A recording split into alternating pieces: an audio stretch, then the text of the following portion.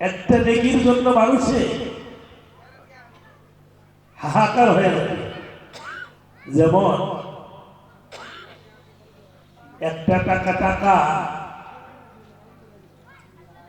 যার কাছে টাকা নাই সে টাকার মর্ম বোঝে, যার টাকা নাই সে টাকার মর্ম বোঝে, যার ঘরে খাবার নাই সে খাবার মর্ম বোঝে, যার ঘরে খাবার আছে সে বোঝে না অনাহার কি বস্তু। মহতরম বস্তু বুজুর্গ, আমি আর আপনি এমন এক সময় হব চিৎকার করে সারা হাসরের মাসরের ভিতরে আমরা ঘুরব, কিন্তু একটাও নেকিও পাবে না, কেউ কাউকে সাহায্য করবে না। নিজের মা বেটার থেকে আলাদা হবে, নিজের মা বেটার থেকে আলাদা হবে, স্বামী স্ত্রী আলাদা হবে, কেউ কাউকে সাহায্য করবে না। তো মহতরম দোস্ত বুজুর্গ, আল্লাহ তাবারক ওয়া তাআলা কোরআনে কারীমের মধ্যে ঘোষণা করেছেন, ইয়াউমা ইয়াফিরুল মারউ মিন আখিহি ওয়া উম্মিহি ওয়া আবিহি ওয়া সাহিবাতিহি ওয়া বানিহি। হাসর মাহশরের দিনে মানুষ চিৎকার করে কাঁদবে একটা নেকির জন্য। পুরে হাসরবাসী তালাশ করবেন, একটা নেকির অভাবে জান্নাতে যেতে পারবে না। আল্লাহ তাবারক ওয়া তাআলা বলবেন, হে আমার বান্দা, দুনিয়াবী জিন্দেগীর ভিতরে তুমি অনেকে মহব্বত করেছো, অনেককে লালন পালন করেছো, যাদের লালন পালনের জন্য আমার আল্লাহকে তুমি ভুলিয়ে গিয়েছো। বিবির জন্য মেহনত করে তুমি মসজিদে যাওয়া বন্ধ করে দিয়েছো, ছেলের মহব্বতে পড়ে তুমি মাদ্রাসা যাওয়া বন্ধ করে দিয়েছো, বাবার মহব্বতে পড়ে তুমি ওয়াজ মাহফিলে যাওয়া বন্ধ করে দিয়েছো। এই হাসর মাহশরের দিনে তুমি একটা নেকি যদি সংগ্রহ করতে পারো, একটা নেকির পরিবর্তে তোমাকে জান্নাতে দেওয়া হবে।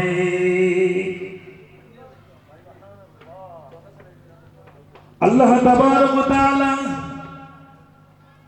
বান্দাকে বলবেন, যাও তুমি তালাশ করো এই হাসরের মাহশরের ভিতরে তোমাকে সহযোগিতা করে, কে তোমাকে সহায় করে, তুমি যাও একটা নেকি যদি তুমি নিতে পারো, আনতে পারো, আমি একটা নেকির পরিবর্তে তোমাকে আমি জান্নাতে দিয়ে দেব।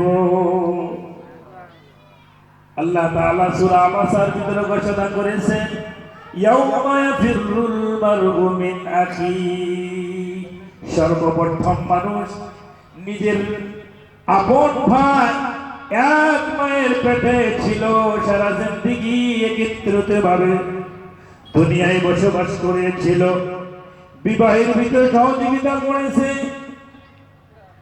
বাড়িতে সহযোগিতা করেছে, অসুখ বেমারের সময় সহযোগিতা করেছে।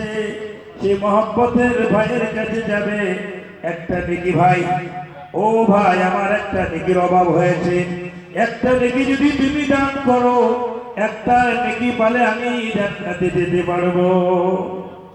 হাসর মাহশরের দিন এরকম অবস্থা হয়ে যাবে, নিজের ভাইকে চিনতে পারবে না। সে বলবো, আমার দুনিয়াবী জিন্দেগীর ভিতরে কোন ধরনের ভাই ছিল না।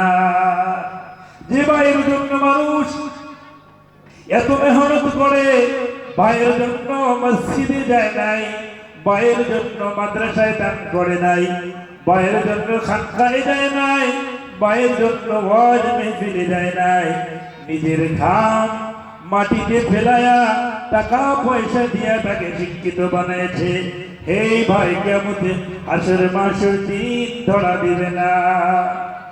ইয়াউমা ইয়াফিরুল মারউ মিন আখিহি ওয়া উম্মিহি। ভাই যখন ধরা দিবে না, নিজের মার কাছে যাবে, যে মানে কি 10 মাস 10 দিন পর্যন্ত এই পেটের ভিতরে রেখেছিল। বলবে, ও আপনি যান, আমাকে একটি নেকি দান করেন, একটা নেকি হলে আমি জান্নাতে যেতে পারবো, আমাকে একটি নেকি দান করেন। সে মা বলবে, আমার দুনিয়াবি জিন্দেগির ভিতরে কোনো বিবাহ হয় নাই, আমার কোনো ছেলে সন্তান নেই।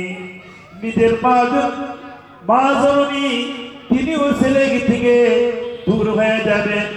ইয়াউমা ইয়াফিরুল মারউ মিন আখিহি ওয়া উম্মিহি ওয়া আবিহি ওয়া সাহিবাতিহি ওয়া বানিহি।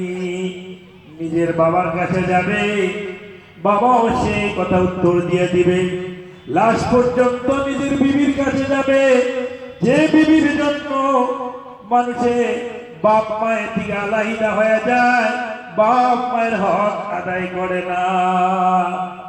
শুধুমাত্র নিজের রমণীকে সন্তুষ্টি করার জন্য নিজের মাকে ভাত দেয় না, নিজের বাবাকে ভাত দেয় না, নিজের মা বাবাকে লালন পালন করে না, শুধুমাত্র নিজের বিবির জন্য। সে বিবিও তার থেকে ভুলে যাবে, একটা নেকি দান করবে না। আখের শেষ পর্যন্ত নিজের ছেলের কাছে যাবে, ও বাবা, আমি তোমাকে অনেক মেহনত করে লেখাপড়া করাইছি, অনেক তোমাকে শিক্ষিত বানাইছি, সমস্ত শরীরের মেহনত তোমার উপর আমি অর্পণ করে দিয়েছি। আজ তুমি যদি আমাকে একটা নেকি দান করো, একটা নেকি বলে আমি জান্নাতে যেতে পারবো।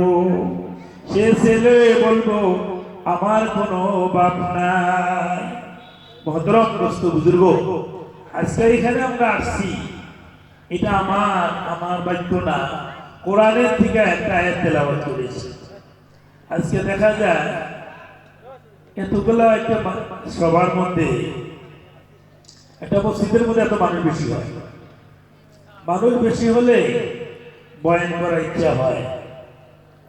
কারণ এই তিনটিলা এলাকাটা কত মানুষ।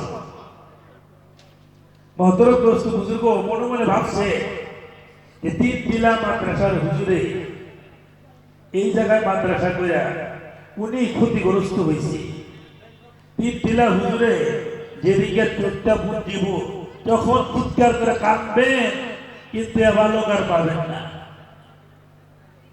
এই জমিনের ভিতরে আজকে আল্লাহ আল্লাহ হইতেছে, এই জমিনের ভিতরে আজকে ওয়াজ করার তৌফিক হয়েছে, মানুষ জমা হবে, কিন্তু আসল মানুষ পাবেন না, চিৎকার করে কাঁদবে। আজকে বললাম অনেক সময় সবাইকে উড়িয়ে আসি, আজকের মতো কম মানুষ দেখি নাই, কিন্তু এক সময় যাব, আসবে। তো মহতরম দোস্ত বুজুর্গ, আপনি আমাকে আল্লাহর সাথে সম্পর্ক করার জন্য দূর দারাজ থেকে ওলামায়ে কেরাম এসেছে, দূর দারাজ থেকে ওলামা এসেছে। ওলামার মহব্বতে পড়ে আপনারা আসেন, যে যেখানে আসেন,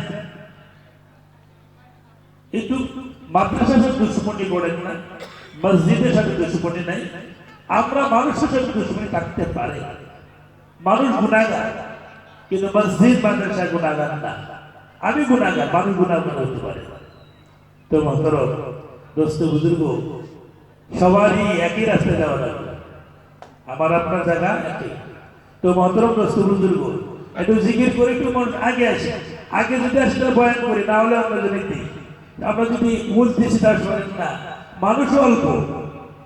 একটু আগে লা ইলাহা ইল্লাল্লাহ, লা ইলাহা ইল্লাল্লাহ, লা ইলাহা ইল্লাল্লাহ, লা ইলাহা ইল্লাল্লাহ, লা ইলাহা ইল্লাল্লাহ, লা ইলাহা ইল্লাল্লাহ, লা ইলাহা ইল্লাল্লাহ। জোরে বলে, লা ইলাহা ইল্লাল্লাহ, লা ইলাহা ইল্লাল্লাহ, লা